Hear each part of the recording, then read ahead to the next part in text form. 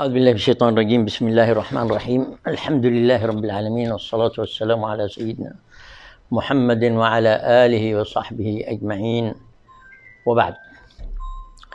أعوذ بالله من الشيطان الرجيم. وإذ أخذ ربك من بني آدم من ظهورهم ذريتهم وأشهدهم على أنفسهم ألست بربكم؟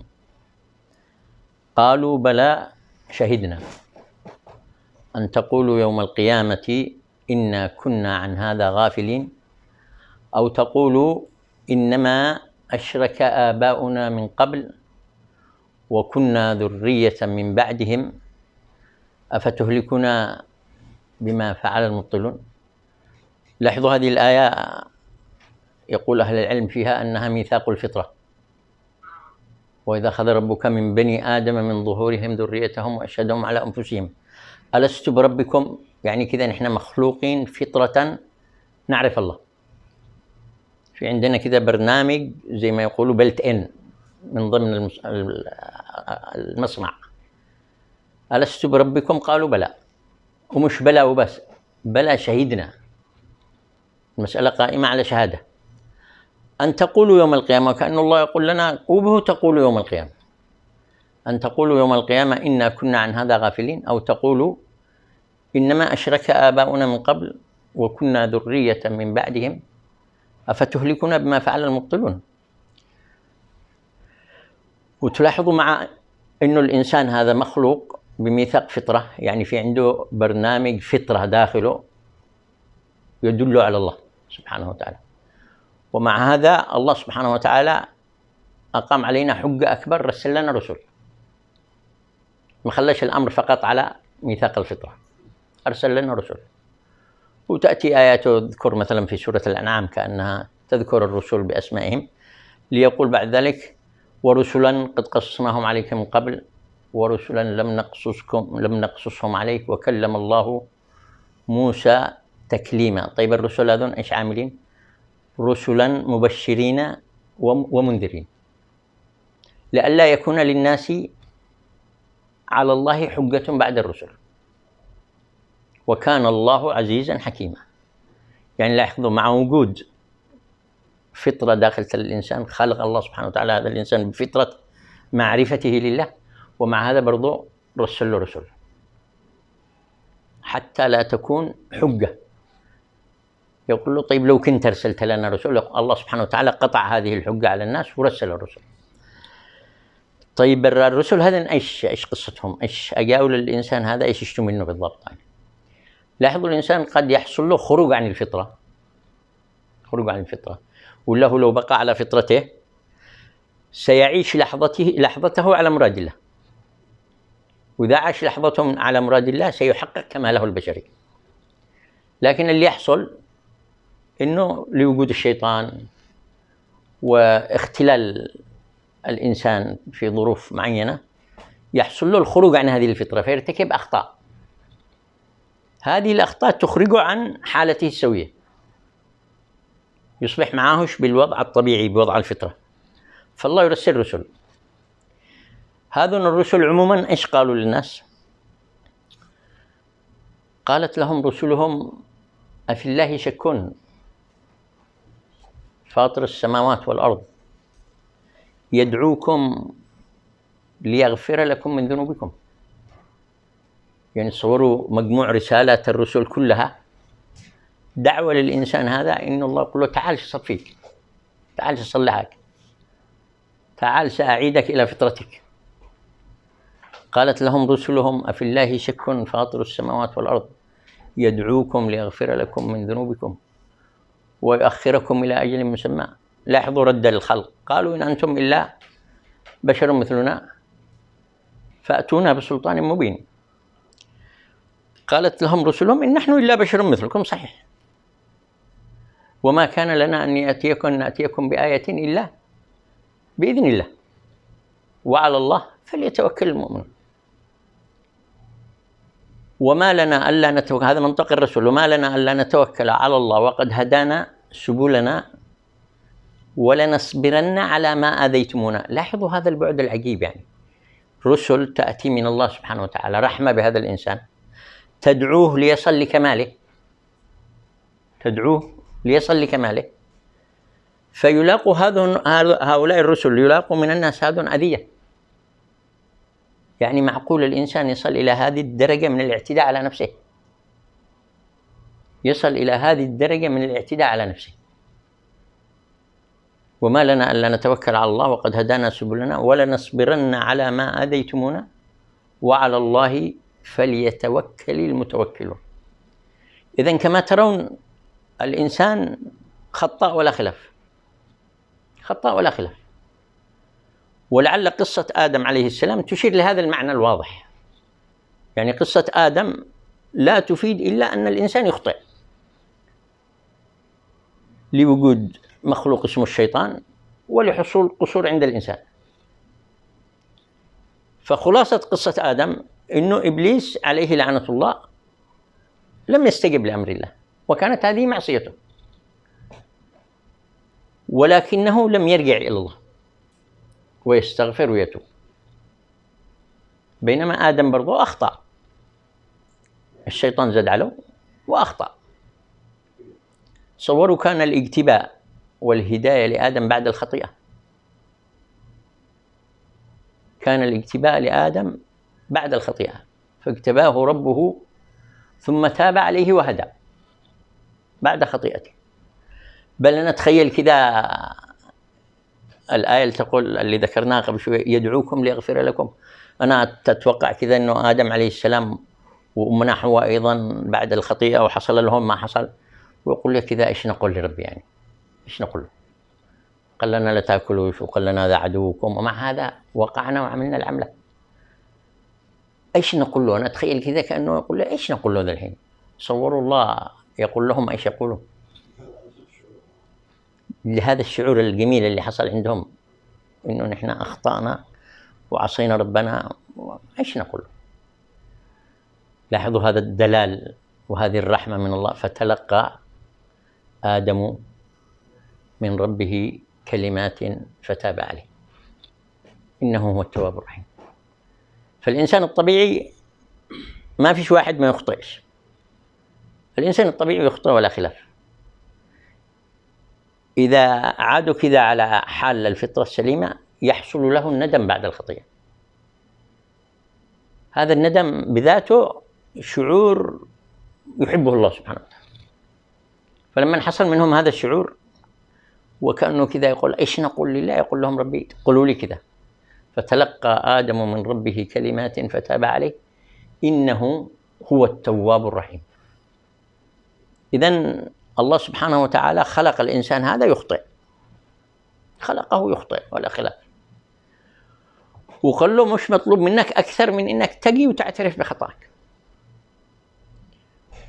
وتصوروا كذا الإعدادات الكونية اللي أعدها الله سبحانه وتعالى لهذا الإنسان المخطئ من أجل أن يخرج من خطيئته. وقبل أن ندخل للإعدادات الكونية كذا في حديث لرسول الله صلى الله عليه وسلم يشرح لنا كأنه كذا البعد الكوني. وربما الآن مع العلم الحديث ومعرفة المجرات وأنه الأرض هذه تكاد تكون ما هيش حاجة في المجرات هذه، ما بالك بالنسبة للسماوات السبع. فحديث يبين فيه النبي صلى الله عليه وسلم إنه السماوات والأرض مش الأرض الواحدة، السماوات والأرض بالنسبة لكرسي الرحمن كحلقة في فلاة، كخاتم مرمي بصحراء. يعني أنت لما تقول كرسي الرحمن أيش يصل السماوات والأرض، ناهيك أن تقول أيش يصل الأرض يعني.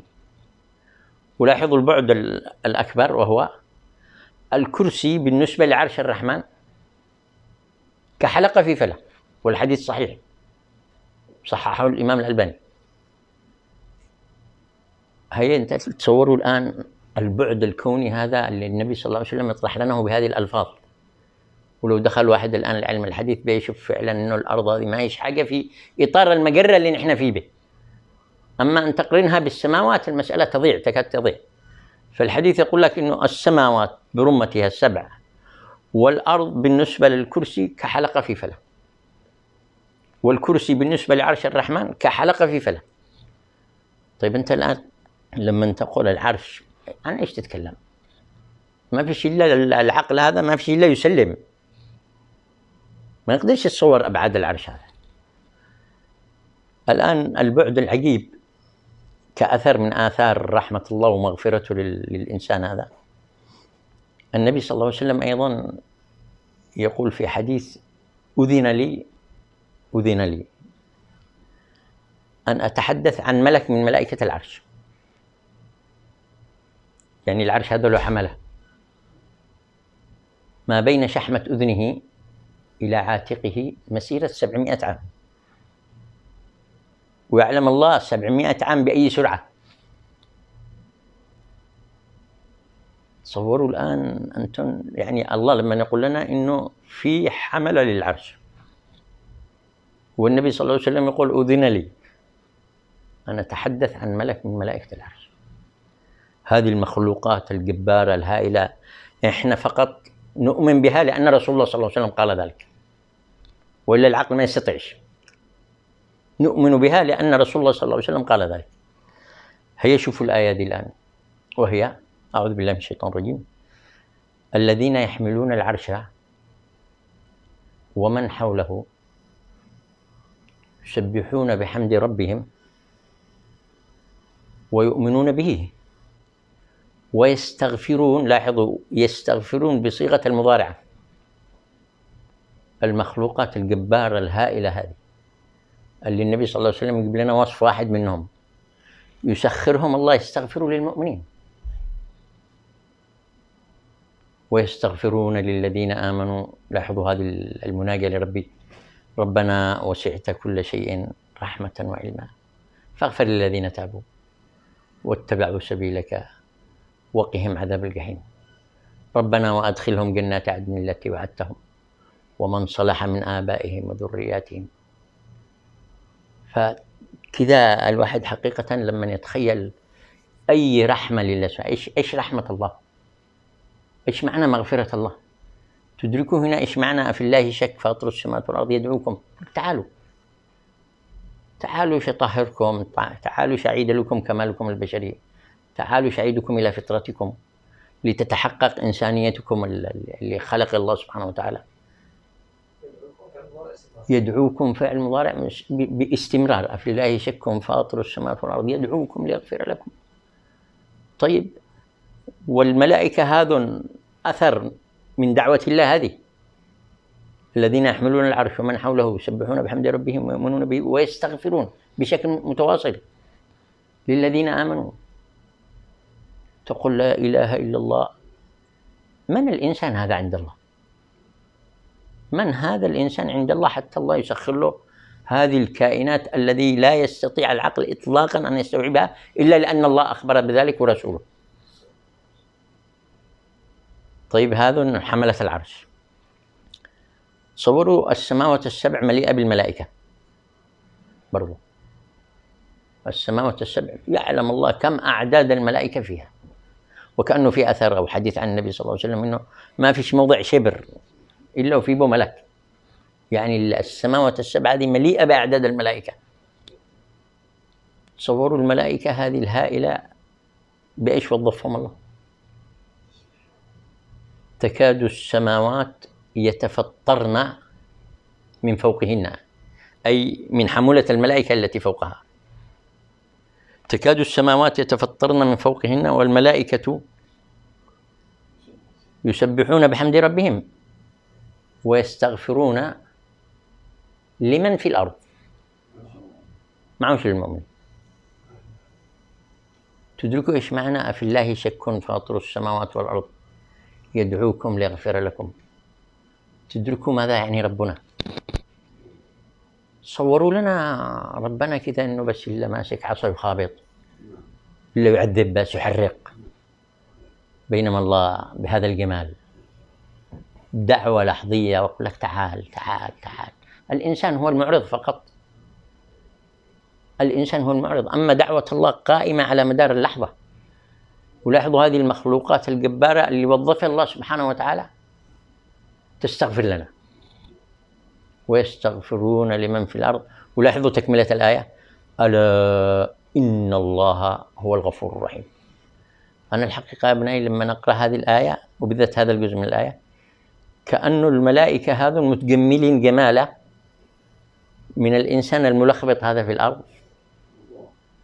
لأنه عرفهم بالله الغفور الرحيم، لأن الملائكة ما يخطوش وما كان لهم أن يعرفوا الله الغفور الرحيم. فأصبح هذا الإنسان في الأرض يعرف بالله الغفور الرحيم نتيجة خطأه. ولذلك كذا وأنت تقرأ ألا إن الله هو الغفور الرحيم، كأنه أنا أشعر كذا فهم في الأخير يؤخذ أو يرد أن الملائكة متجملين جمالا من الإنسان الملخبط هذا، إنه عرفهم بجمال الله الغفور الرحيم. ألا إن الله هو الغفور الرحيم. ولاحظوا الآن الأحاديث الذي تذكر السنة. في حديث قدسي عجيب يا ابن آدم، حديث قدسي يعني الله اللي قاله: يا ابن آدم إنك ما دعوتني ورجوتني، ما دعوتني ورجوتني إلا غفرت لك ما كان منك ولا أبالي. كونك توجهت نحوي دعوتني والرجاء هذا قائم عندك إن أنا واستجبت لدعوتي، غفرت لك ولا أبالي، ما كان منك ولا أبالي. كلام من حق ربي: ما دعوتني ورجوتني إلا غفرت لك ولا أبالي. طيب قد يقول قائل واحد: طيب كم الذنوب هذه اللي يغفر ربي يعني؟ الحديث نفسه يقول له: يا ابن آدم لو بلغت ذنوبك عنان السماء، لو بلغت ذنوبك عنان السماء، كما الشيطان سيؤسك من رحمة الله، ثم استغفرتني غفرت لك ولا أبالي، غفرت لك ولا أبالي. بلغت ذنوبك عنان السماء. وكأنه تتمة الحديث هذه: لو أتيتني بقراب الأرض خطايا، كذا ملات الأرض، يقول لك هو بتيأس من مغفرتي ورحمتي. لاحظوا الجزء الأول يقول لك بلغت عنان السماء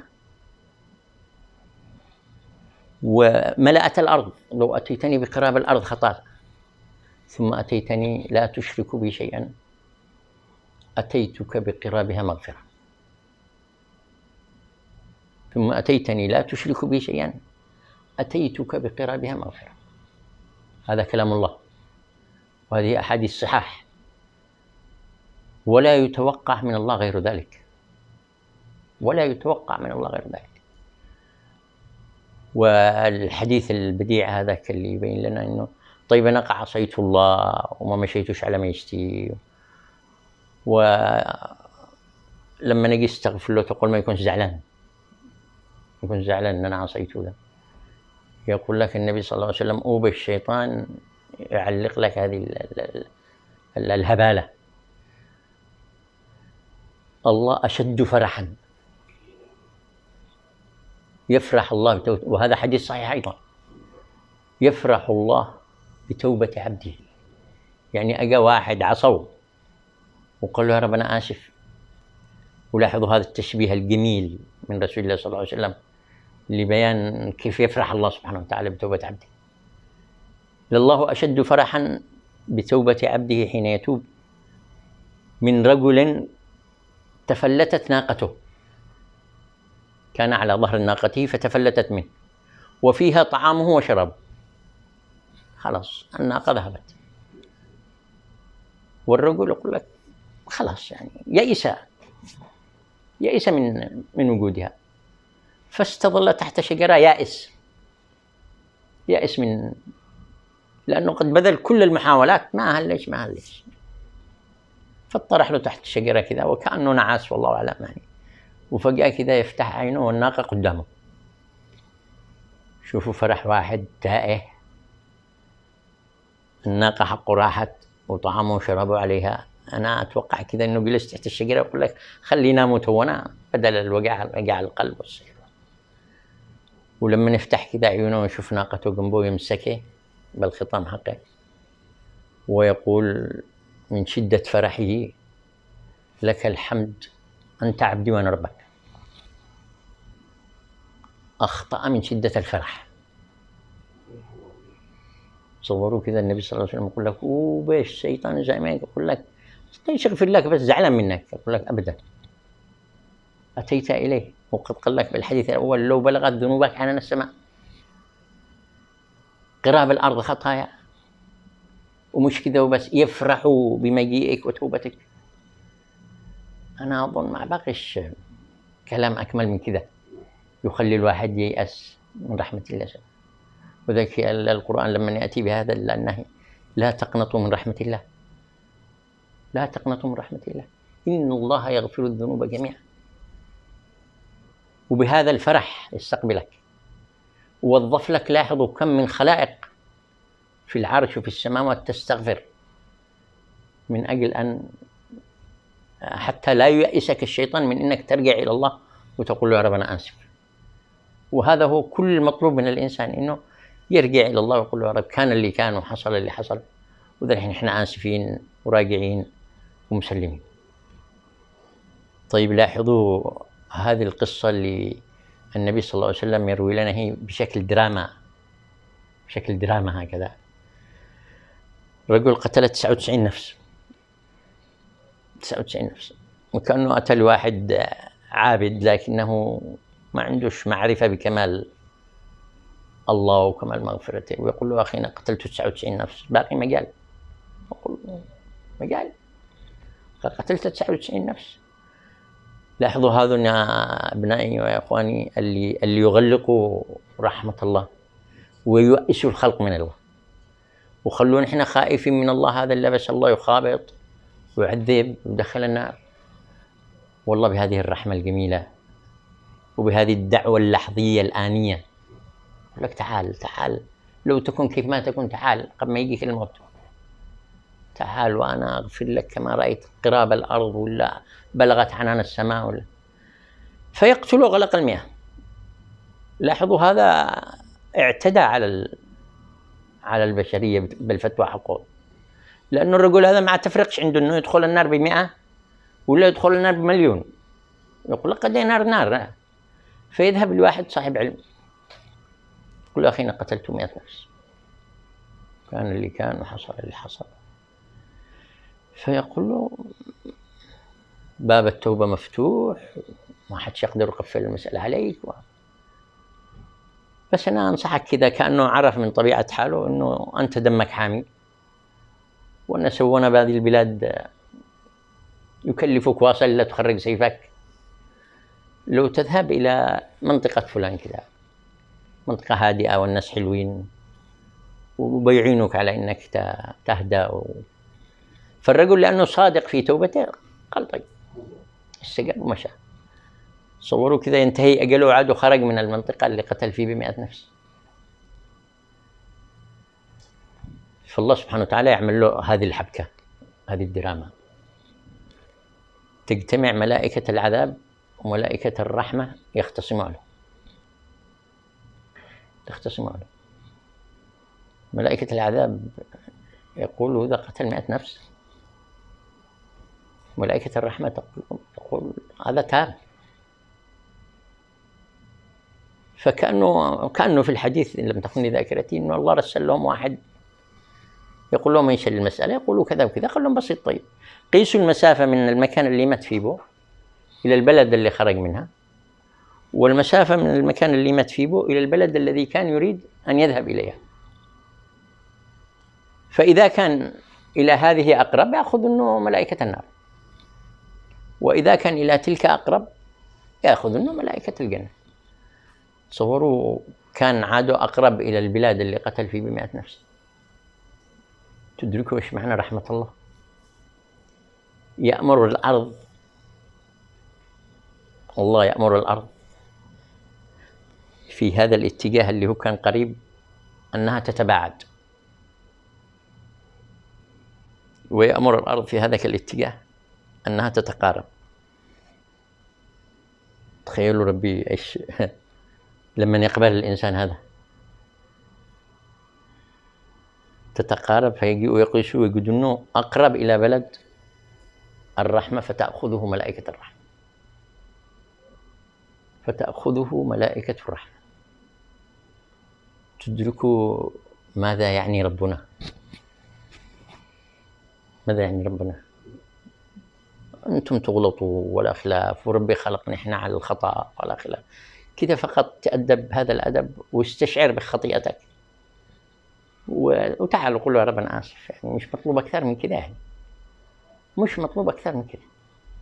ولذلك لاحظوا في حديث يسمونه أهل الحديث سيد الاستغفار، لأنه لاحظوا في الحديث القدسي السابق: يا ابن آدم إنك لو أتيتني بقراب الأرض خطايا ثم أتيتني لا تشرك بي شيئا أتيتك بقرابها مغفرة.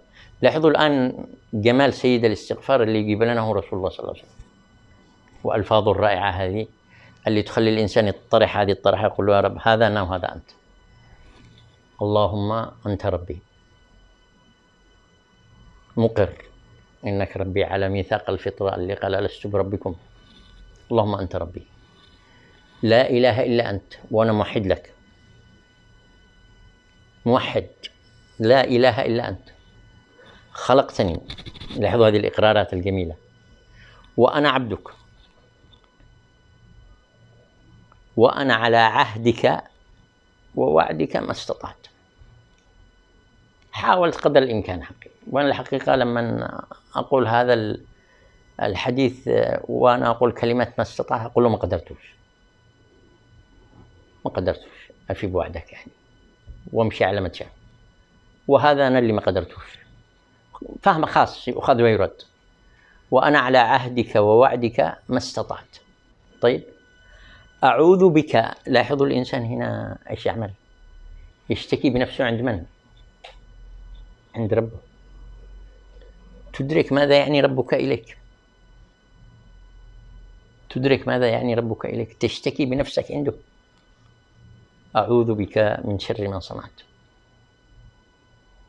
أبوء لك بنعمتك علي، منك كل جميل يا رب، وأبوء بذنبي، ومني كل قبيح، فاغفر لي فإنه لا يغفر الذنوب إلا أنت. تلاحظوا توحيد واضح، فإنه لا يغفر الذنوب إلا أنت. فين شارح عشان تصفي من الذنوب حقك؟ ما فيش معي إلا أنت يا رب.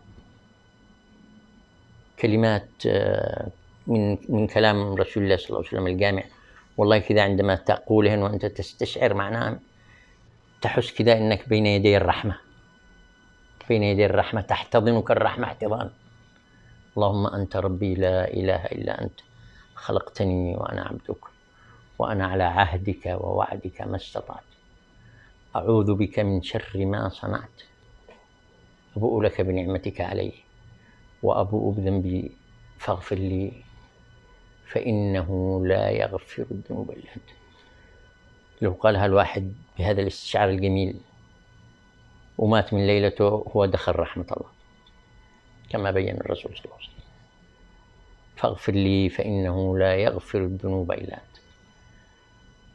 إذا نشتي نخرج من أذهاننا الصورة المخيفة عن الله هذه، إنه اللبس يخابط ويعمل أزمات، الله حبوب، الله حبيب، وينادينا إحنا على طول ويقول تعالوا شو أصلحكم، تعالوا شو أخرجكم الإخراج اللي يليق بفطرتكم وانتمائكم إلى الله، انتمائكم إلى الله سبحانه وتعالى. لاحظوا أن الله سبحانه وتعالى يمنحنا إحنا حقوق، يمنحنا إحنا حقوق. لو تدرك هذا يعني تقول سبحان الله العظيم. مثال، تخيلوا كذا المسافر يمنحه الله سبحانه وتعالى عن طريق رسوله صلى الله عليه وسلم أن يقول لربي يا رب أنت صاحبي، اللهم أنت الصاحب. الله، ما حقول ربي أعطانا هذا الحق؟ من أنا علشان يقول لي ربي قل لي كذا مالك، أنا صاحبك، صاحبك. لفظ عجيب والله، لما نستشعر الواحد يخزي. اللهم أنت الصاحب في السفر. طيب مش كذا وبس، معي أولاد معي، يقول لك هو بتقلق، أنا صاحبك بالسفر وخليفتك في أهلك ومالك وولدك. في دلع أكثر من كذا؟ أنا ما أظنش دلع أكثر من كذا، إن الله منحك الحق أنك تقول له كذا، أنت الصاحب في السفر، الخليفة في المال والأهل. أنا أظن مع باقيش ألفاظ أجمل وأكمل من كذا. ولا لاحظوا مثلا إنه الله منحنا إحنا الحق أيضا إنك تقول له، إنك تعبر وتقول الله معي، ربي معي. يا أولاد هذه ما يقدرش واحد يقول على مسؤول وزير ولا رئيس، ولا ما يقدرش يقول الرئيس الفلاني معي ولا الوزير الفلاني معي. أي واحد يقول له من أنت علشان تقول الوزير الفلاني معي ولا الرئيس. لكن لو قلت أنا معه يقول لك أيوة معقول، لكن إنك تقول الرئيس معي ولا الوزير معي، من أنت؟ تصور الله منحنا نحن الحق نقول الله معنا، ما نقولش نحن معه. منحنا نحن الحق إن نحن نقول الله معنا، ويقول لك ارفع رأسك معك الله. كلا إن معي ربي سيهدين وهو معكم أينما كنتم. والله لا توجد عبارة يا أبنائي تشرح قرب الله هذا الشرح، وهو ولقد خلقنا الإنسان ونعلم ما توسوس به نفسه ونحن أقرب إليه من حبل الوريد. تدركوا إيش معنى الكلام؟ ونحن أقرب إليه من حبل الوريد. لا توجد عبارة أنا أقول تستطيع أن تصف هذا، إنما نسلم بها كما أوردها الله، وتفيد معنى قرب الله منك. قرب الله منك، منحك الحق أنك تعبر عن هذا القرب، منحك الحق أنك تقول له أنت صاحبي، منحك الحق أنك تقول له أنت خليفتي في مالي وأهلي، منحك الحق أنك تقول الله معي مش أنا معه. فربنا جميل يا أبنائي، ونشتي نعيد اعتبارنا لربنا كذا، نعيد قاعدة بياناتنا عن ربنا ونبدأ نتعامل معه هذا التعامل. صوروا يا أبنائي الإنسان لما يصل إلى هذه المعرفة يؤهل الله سبحانه وتعالى إنه يصدر أحكام عنه. كيف يعني يصدر أحكام عنه؟ لاحظوا إخوان يوسف لما نجوا لعنده، خلاصة القصة أنه قال له وإن كنا لخاطئين، نحن غلطنا عليك، وإن كنا لخاطئين. لاحظوا رد يوسف عليه السلام عليهم إيش هو؟ المتوقع أن يقول لهم خلاص أنتم ما دام اعترفتم مسامحين، أنا أسامحكم. ما قالش كذا، لا تثريب عليكم اليوم. لاحظوا يغفر الله لكم، يتكلم بسم الله ويصدر حكم عن الله.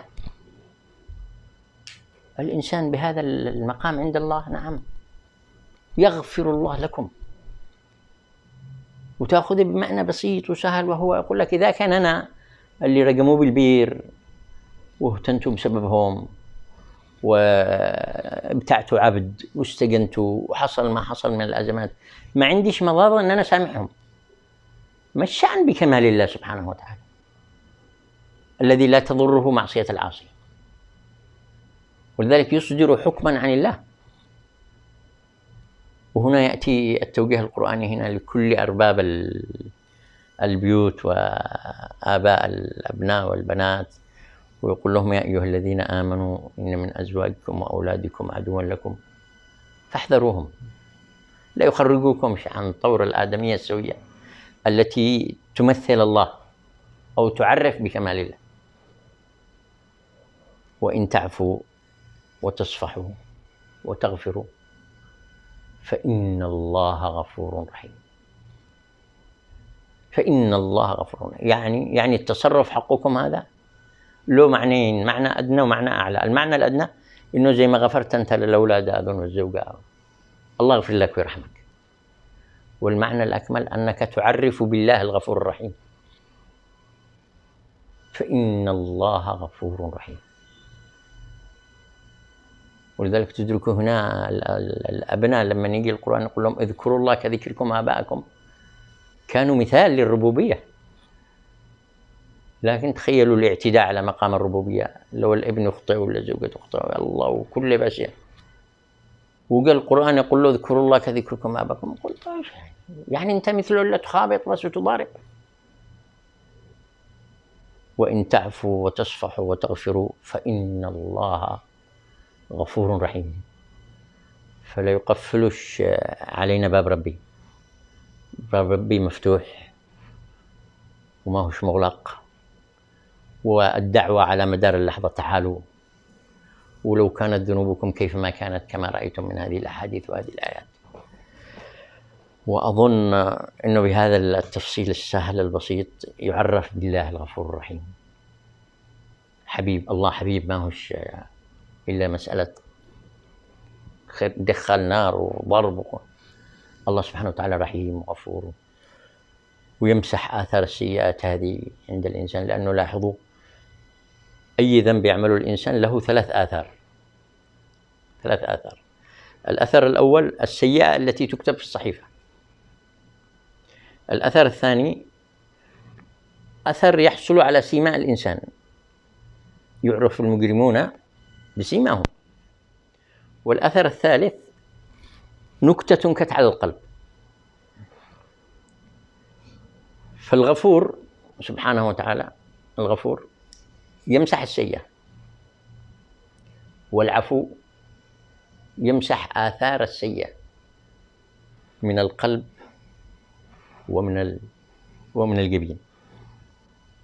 والتواب يستقبلك بهذا الفرح، ومش كذا وبس، يبدل السيئات حسنات. فهذا ربنا. ويا أيها الإنسان ما غرك بربك الكريم، يا أيها الإنسان ما غرك بربك الغفور الرحيم. فأسأل الله أننا كذا تشكل قاعدة بياناتنا عن ربنا الغفور الرحيم الجميل، ونعامله بهذه الثقة، وتكون معرفتنا له معرفة عملية بقية العمر هذا على الأقل كذا نعيش بقربه والتعامل معه. فأسأل الله سبحانه وتعالى أن يقبلني وإياكم والسامعين، وصلى الله وسلم على سيدنا محمد.